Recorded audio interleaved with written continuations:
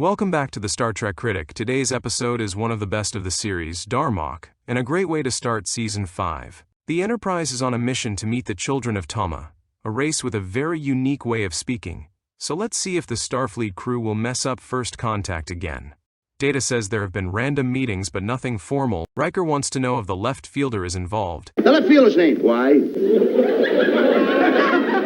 And Captain Silvestri is in no way related to Alan Silvestri. Worf expresses concern like the true security guard he is, and Jean-Luc blows him off saying, "Worf, today's episode is all about my new captain's shirt. No more Picard maneuvers for me." The first point is lost for Data turning around in a, "What the hell are they talking about?" move. Data would not do that. 1 point lost for Deanna in a catsuit just for the ratings. And another point lost since if the universal translator can figure out the proper names of Darmok and Jalad and the others, then the language computer would know where these places are and what they are talking about. Worf is singing Klingon love poetry. Riker says this is almost as bad as the narrator using an AI-generated voice. Deanna thinks she is Riker. When Picard tries talking to them, they are just as perplexed as the Starfleet crew. They all turn their heads to the side. Another point lost, since there is no first contact team that might have studied up on them a little bit more. Like analyze their incomprehensible conversations. After all, there are 1,000 people on the ship but only 7 of them work, and they've had 3 weeks to study them. As usual, they never seem to be able to block alien transporters, which is always followed by Riker asking what the hell is going on. Picard is thinking, oh good, this guy watched the original Star Trek and thinks he's a Gorn. The next point is lost for opening credits 6 minutes into the show. 1 point lost since Picard takes just too long to figure out what Dathon is trying to accomplish. He just blames the third baseman. I don't know, he's third base! And where is Dathon going right now? Worf says number 1. Riker thinks they won't fire on the shuttlecraft. Didn't Worf warn them earlier? Here you learn Picard was never a Boy Scout. These little devices keep the evil spirits out. Or they might just be proximity alarms in case Picard decides to gut him in his sleep. He accepts the fire, and watches Dathon's spiritual ceremony, but still thinks it's going to be a fight to the death. It looks like Dathon doesn't trust Picard here. Worf and the rescue rangers head down to the surface. Will does Riker maneuver number 1. Whenever Deanna stands up, it means she is thinking something, but doesn't tell Riker anything, so -1 point. And they fire on Worf, who looks a little disappointed that he was ordered back to the ship. Worf says number 2, and he is still convinced here it is a physical challenge with each other. Riker now wants to know who the hell that they are, and -1 point for waiting so late to analyze what they were saying. Data and Deanna both take too long to ask the computer to cross-reference these, then they lose another point for not asking the computer if there is some type of legend about Darmok at Tanagra.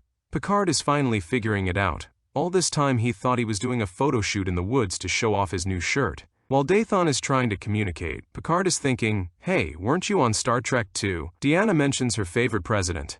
Liberal Star Trek fans will cringe forever now that they know what this reference has been all about for the past 50 years.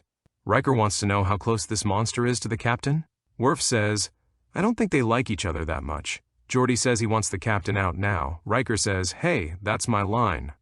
Geordi asks Leffler what the frequency is, but Leffler says, I don't care. I'm only here to see Wesley's birthmark and that show is still a few weeks away. Geordi's 2 hours turns to 2 minutes. Real quick, engineers are the biggest BSers when it comes to time.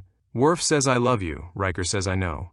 And here is where Picard should be picking up the metaphors faster. It's like he's mansplaining to the audience or something. But I think he just wants more screen time to show off his new shirt. Of course the Enterprise gets Picard caught in the transporter beam so Dathon can get his ass whooped, which really sucks, and we never know if the Tamarians tried to block that beam or not. Worf says number 3, this could be a good that's what she said moment. The transport beam turns off, and you see Picard with a cut across his shirt showing off his bare midriff, just like Natalie Portman in Star Wars. But it just isn't the same. That's why Dathon says this. Sucker, when the walls fell. According to the stardate, only 8 hours have passed, not nearly enough for all that has elapsed, so -1 point. Riker wants to know what the hell is wrong with them.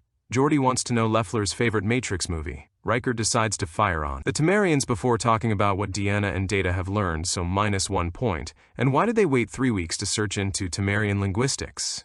Beverly only has 5 lines in the show. She is too busy wondering why Leffler knows about Wesley's birthmark. 1 point is lost here, since it would be impossible for the Tamarians to do anything technical with their language.